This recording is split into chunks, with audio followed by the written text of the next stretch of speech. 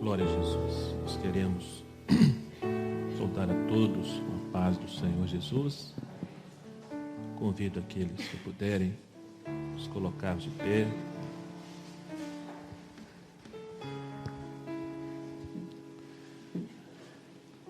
Leremos a palavra de Deus no livro de Atos. Atos, capítulo 22.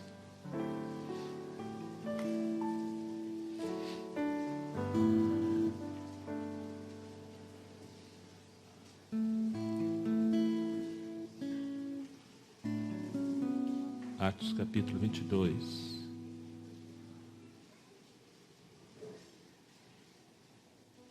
A partir do versículo 6.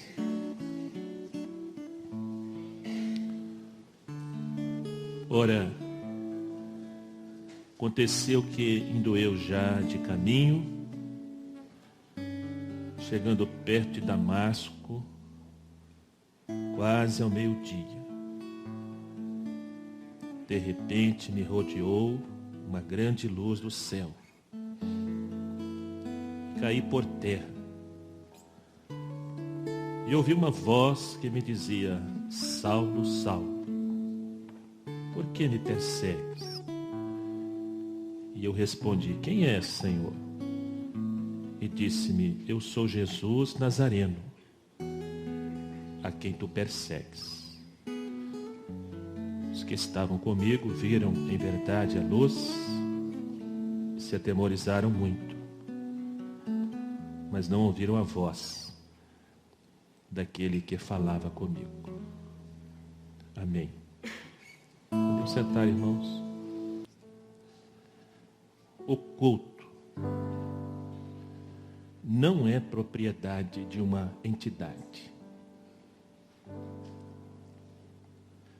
Este culto aqui, e em todos os locais onde há um povo, um grupo reunido em nome de Jesus, ele pertence ao Senhor.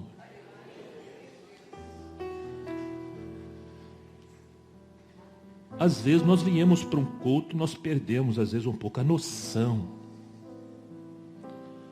a consciência mais profunda. Mas um culto não é um momento litúrgico simplesmente. O culto é um momento onde Deus pode, Ele quer, manifestar seus atos poderosos, seus atos de justiça, os seus atos de libertação, os seus atos de curas, os seus atos de alegria, os seus atos de consolo, mas principalmente os seus atos de salvação. E Deus não depende de pastor para isso, não depende de pessoas importantes, eloquentes, não depende. Graças a Deus que não depende. Deus não depende de mim, não depende de ninguém. Se o culto pertence a Ele, os atos poderosos dele vão acontecer.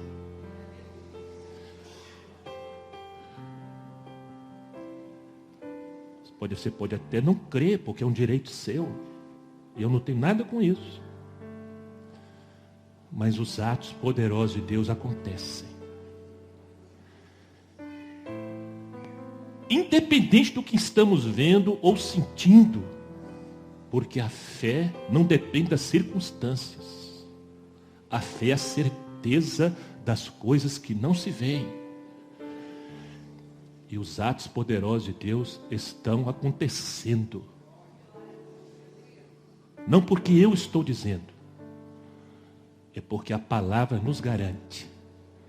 Onde estiverem 2 ou 3 reunidos em meu nome, ali eu estarei. Onde Jesus está, os atos poderosos de Deus acontecem. O Senhor nesta noite tem um propósito, sempre tem um propósito de salvação. Mas o Senhor nos mostrou que quer nesta noite renovar em alguns corações da igreja de Mar Azul o ânimo e a perseverança para orar por aqueles que ainda não são salvos. E que você ora por eles há quantos anos? Quanto tempo?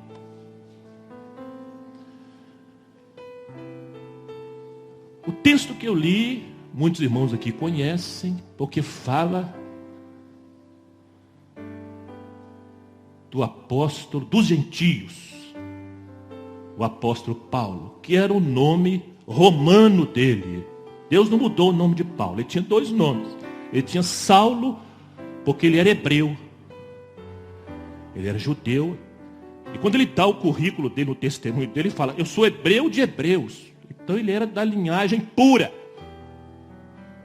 O nome dele, hebraico, judeu, era Saulo, mas ele tinha cidadania romana, e o nome dele, romano, era Paulo.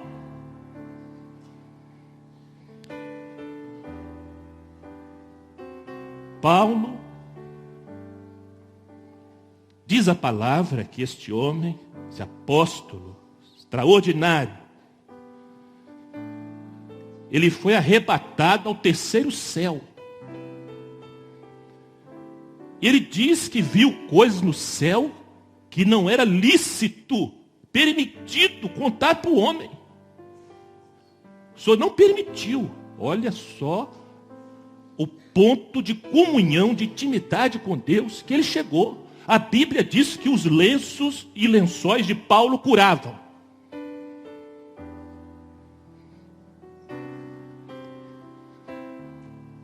Mas, meditando nesta palavra, o Senhor nos lembrou este homem que foi arrebatado até o 3º céu. Eu acho que ninguém foi aqui. A igreja vai ser arrebatada. Mas ele teve uma experiência pessoal. Ele diz que ele tinha revelações tão excelentes, diz a palavra. A excelência das revelações são tão grandes que Deus permitiu um espinho na minha carne para que eu não me gloriasse. Mas quem era este homem antes? Quem era este homem antes? Eu vou dar aqui rapidamente o currículo dele antes do encontro com Jesus de Nazaré. Ele era fariseu. O fariseu era a ala mais radical do sacerdócio. Ele diz isso, sou da tribo de Benjamim. Ele dá o currículo religioso dele, mas qual era o currículo dele como homem? Este homem que foi arrebatado ao 3º céu, que os lenços e lençóis curavam, que teve revelações excelentes. Diz a Bíblia, e ele mesmo diz isto, que ele era torturador. Ele dá esse testemunho, está registrado aqui no livro de Atos, capítulo 9, capítulo 22, capítulo 26. Fiz vários cristãos blasfemar. Sabe como é que ele fazia os cristãos blasfemar? Torturando.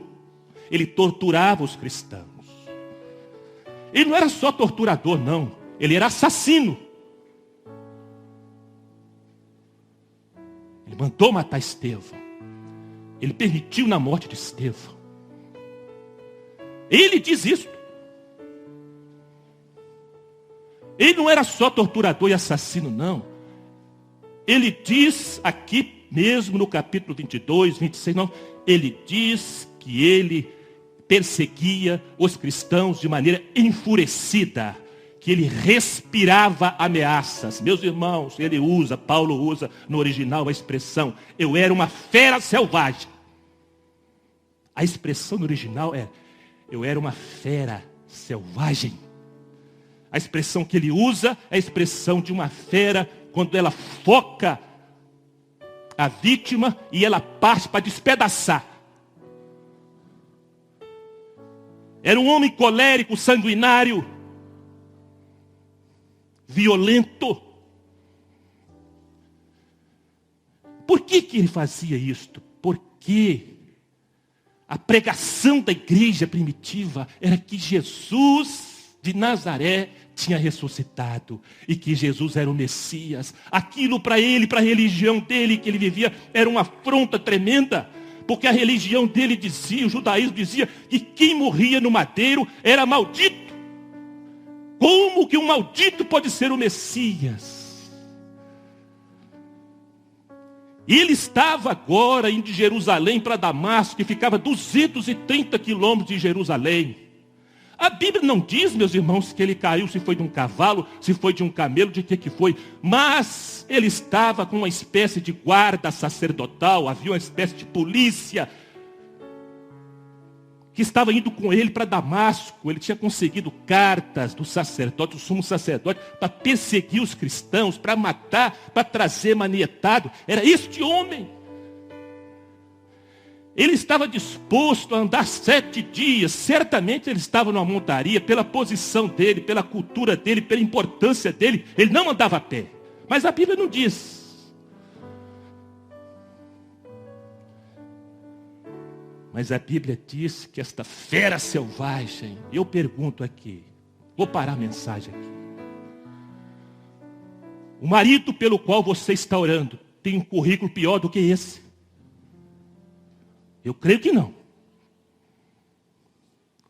O filho pelo qual você está orando para o Senhor salvar tem um currículo pior do que esse? Eu creio que não. O vizinho pelo qual você está orando, um ente querido pelo qual você está orando, alguém que o Senhor não colocou no seu coração para o Senhor salvar, tem um currículo pior do que esse? Eu creio que não. Então quero dizer aqui para uns irmãos e algumas irmãs aqui, que se Deus pôde salvar Paulo, Ele pode salvar qualquer outra pessoa.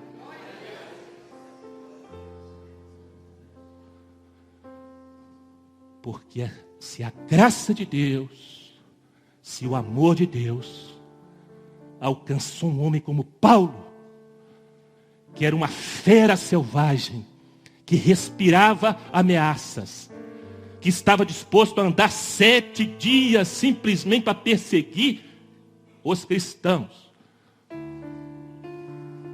Meus irmãos, se Deus pôde salvar Paulo, Ele pode salvar qualquer um. Você salvaria Paulo? Você salvaria um torturador, um assassino, um sanguinário, uma fera selvagem? Tanto é que o Senhor fala com ele no capítulo 26. Paulo, Saulo, duro é para ti, Saulo, recalcitrar contra os aguilhões. Aguilhões eram aquela espécie de ferros, de agulhas que você usava para espetar os animais. O Senhor já estava agulhando a consciência dele. É por isso que o Senhor fala, duro é para te recalcitrar contra os aguilhões. A morte de Estevão estava sendo, na consciência dele estava sendo apontada. Os atos de violência dele, duro é para ti, Paulo, recalcitrar contra os aguilhões.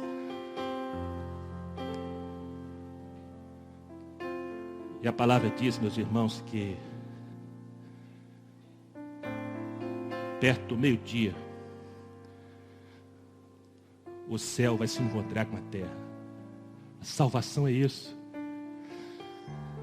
A salvação, aqueles que o Senhor vai salvar aqui nesta noite. E aqueles que o Senhor vai salvar respondendo a sua oração, minha irmã. A sua oração, jovem. A sua oração, casal. Deus vai responder a oração. não é simplesmente se tornar membro de uma igreja. A salvação é um encontro do céu com a terra.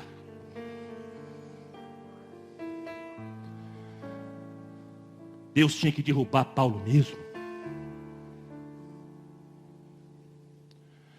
Mas Deus, quando derruba o homem, Ele não derruba para humilhar.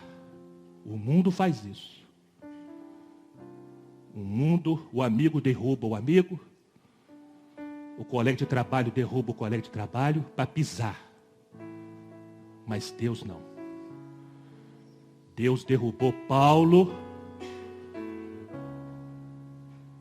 E quando ele estava no chão, precisou fazer isso com ele. Porque ele é esse tipo de homem. Violento. Uma fera selvagem.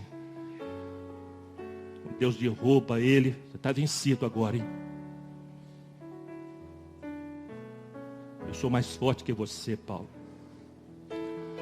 Quando ele cai, ele já cai com a consciência de que alguma coisa aconteceu. Que ele pergunta: quem é, Senhor?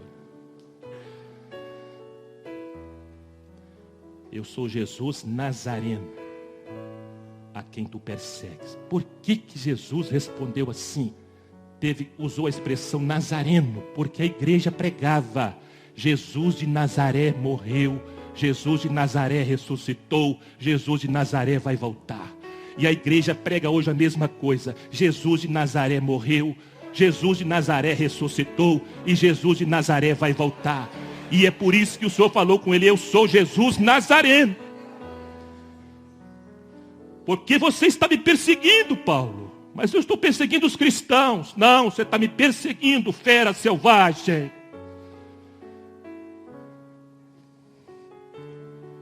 Quem és tu, Senhor? Eu sou Jesus Nazareno. Eu morri mesmo, que a minha igreja prega é verdade, Paulo. Quem está falando com você é Jesus de Nazaré. Quem está falando com você não é um fantasma.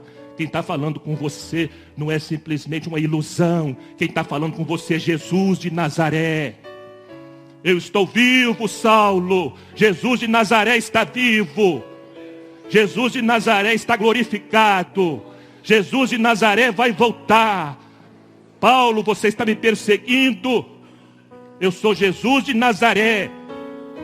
Nenhuma igreja é dona de mim, não, Saulo. Eu sou Jesus de Nazaré. Eu sou Jesus da igreja fiel. Eu sou Jesus de um povo que me ama. Eu sou Jesus de um povo que aceitou meu sacrifício. Eu sou Jesus de um povo que proclama o meu nome. Eu sou Jesus de um povo que às vezes sofre por causa do meu nome. Mas este povo é meu, tem a minha marca, o meu selo. E ninguém vai tomar esse povo da minha mão.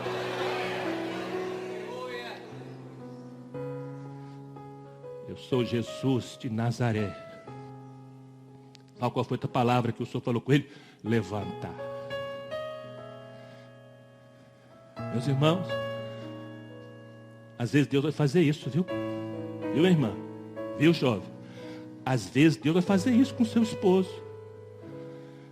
Às vezes vai precisar fazer isso com seu filho, com a sua filha. Vai precisar derrubar. Vai precisar cair alguma coisa. Vai precisar sentir